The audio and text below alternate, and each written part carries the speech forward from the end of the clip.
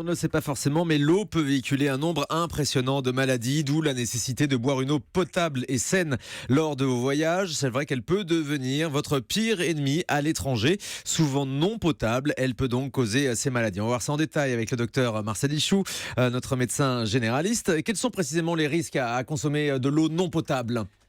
Ils sont évidemment multiples. Alors, en premier lieu, toutes les maladies transmissibles, que ce soit des bactéries, des virus, l'hépatite A, l'hépatite E, mais aussi les parasites, la poliomyélite. Pour nous, dans nos pays développés, boire de l'eau est un geste naturel et on ne se pose aucun problème. On ouvre le robinet et on boit de l'eau.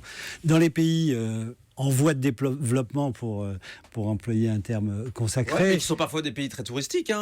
Justement, très touristiques, mais on risque énormément simplement en buvant de l'eau, mais aussi en consommant des aliments. Les glaçons, n'en parlons pas, parce que finalement, les glaçons, ce n'est que de l'eau, ce n'est que de l'eau congelée. Et justement, le fait de la congeler n'enlève pas les bactéries qu'elle peut contenir ? Parce que les températures ne sont pas assez importantes, et d'autre part, en général, le froid conserve.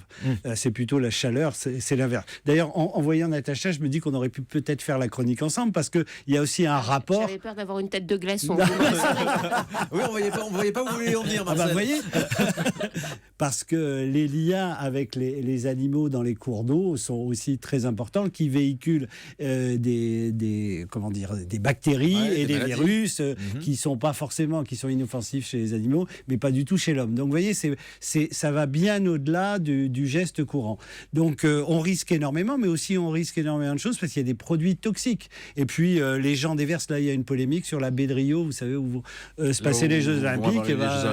Dès la semaine prochaine. Dès la semaine prochaine, s'ils veulent se baigner dans l'eau, il y a quand même des risques, notamment pour des gens qui vont concourir après à ce niveau-là. Donc les risques sont vraiment multiples, et c'est pas anodin de boire de l'eau dans ces pays-là. Ce qu'on appelle la tourista, c'est aussi lié à l'eau qu'on consomme. Oui, alors la tourista, c'est relativement banal, c'est une gastro-entérite qui, de toute façon, va passer tout seul quand les bactéries en cause sont des bactéries peu virulentes. Mais ça peut aller jusqu'à la fièvre typhoïde, au choléra, enfin des maladies qui... Et ça, c'est déclenché par le changement d'alimentation et aussi donc par l'eau qu'on ingurgite. Vous faites de la tourista. La tourista, oui, parce que on est dans un environnement, vous savez, on a souvent l'impression que le corps humain est une espèce de boîte indemne de quoi que ce soit. En fait, on est en interconnexion, en interdépendance avec des millions de bactéries dans notre tube digestif, et avec tout un environnement autour. et avec l'environnement autour. Donc dès lors que vous changez tout ça, simplement, c'est ce qu'on appelle aussi la tourista, la diarrhée du voyageur. Ouais. Donc le simple fait de voyager et de changer d'environnement peut vous donner la tourista.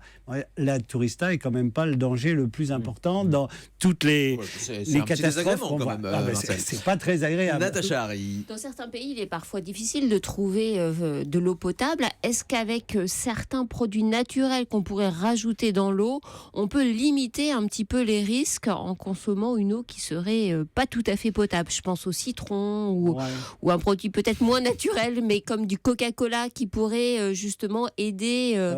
Prenant du Coca-Cola dans l'eau ou dans du Coca-Cola à la place de l'eau. Ah oui, alors du Coca-Cola à la place de l'eau, bien entendu. Et croyez-moi que dans ces pays-là, c'est le même partout dans le monde. C'est le même partout dans le monde. À l'exception près, voilà, c'est qu'il peut y avoir, y compris là, des contrefaçons ou des manipulations qui font que, très honnêtement, il faut essayer de sécuriser au maximum. Et si on a des doutes, puisque je devance votre question, mon cher Thomas, et celle de Natacha, si on a des doutes, à ce moment-là, il vaut mieux se munir d'une gourde à filtre, ou alors si on n'a pas de gourde spécifique, même avec des filtres de café et du café, faire un filtre, parce que au moins ça retient, ça retient un certain nombre de particules. Et on filtre l'eau ?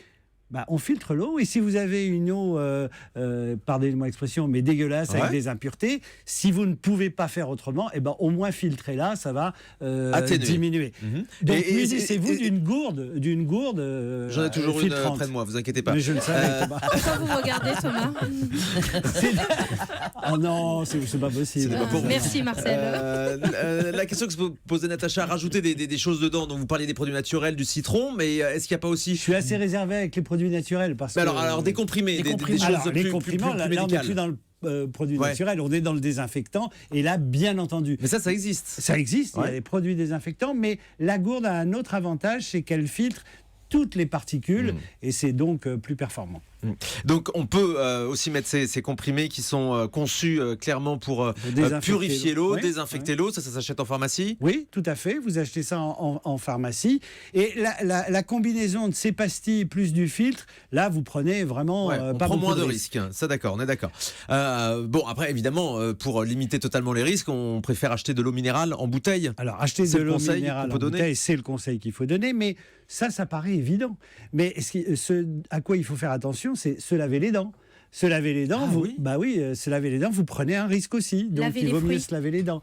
Laver les fruits. Ne prenez pas de fruits qui ont été manipulés. Donc pareil, les laver avec de l'eau minérale. Les laver avec de l'eau minérale ou ne pas en consommer si vous êtes au restaurant et on vous amène des fruits. Donc mangez à la fois des fruits et légumes, des légumes plutôt cuits et faites vraiment attention à tout parce que dans certains endroits, même la manipulation peut être dangereuse. Tiens, Anissa, vous qui partez prochainement au Maroc, moi je me souviens à Marrakech, là il y a des stands de jus de fruits. Là aussi, on met de l'eau dedans, donc il y a une méfiance à avoir avec ce genre de choses? Au Maroc, très honnêtement, c'est plutôt limité. Il y a peu de risques, mais il y a des pays où on prend vraiment des risques importants, surtout des pays qu'on ne connaît pas bien. Au Maroc, alors lesquels, c'est quoi? C'est plutôt des pays africains, des pays asiatiques? Alors, les pays africains et les pays asiatiques lointains, dans certaines contrées. Puis ça dépend. Il y a des endroits où vous ne trouvez pas d'eau minérale. Vous voyez, quand vous partez en randonnée. Véronique Devielle. Pourquoi est-ce qu'avant, quand on allait il y a très longtemps au Maroc ou en Tunisie ou dans ces pays-là, on était systématiquement malade, la fameuse tourista, en mangeant des fruits? On nous disait que c'était parce que l'eau était responsable. Et pourquoi oui, mais pourquoi est-ce que maintenant ça ne l'est plus? On est plus malade au Maroc. Il y a quand même des progrès pour les gens qui vont au Maroc. Donc il y a un changement d'eau. Ça a beaucoup changé. Il y a des établissements qui n'ont rien à envier à nos meilleurs hôtels. C'est certain. Après, il y a aussi des coins reculés dans les campagnes, tout dépend où on va. Ça, c'est sûr. Natacha? Par rapport aux bouteilles d'eau minérale, il faut vraiment faire attention dans certains pays, puisqu'il y a des espèces de trafic de bouteilles d'eau minérale où finalement elles ont déjà été décapsulées ou vidées et retransvasées avec de l'eau qui n'est plus de l'eau minérale, sans même les décapsuler. Donc il faut être extrêmement vigilant, vérifier bien d'une part qu'elle soit capsulée et que la capsule ne soit pas percée, parce qu'il y a des pays où ce sont de grands spécialistes du genre. Donc il y a des précautions à prendre. A raison, c'est un point important. Donc, il faut donc rester extrêmement vigilant et prendre énormément de précautions, parce que c'est trop bête d'arriver à attraper une maladie grave. Ça, c'est sûr. Vous avez parlé donc de l'eau du robinet pour se laver les dents. Pour sa toilette, il y a un risque quand on prend une douche? Pour sa toilette, il y a un risque. Oui, mais enfin, on ne va pas se laver à l'eau minérale, sauf Anissa qui nous fait ça. Je me lave au lait d'ânesse, personnellement. Très chic. Donc, on peut se laver avec de l'eau, il n'y a pas de risque, à condition, évidemment, de bien sécher après et de ne pas avaler de l'eau quand vous prenez votre douche.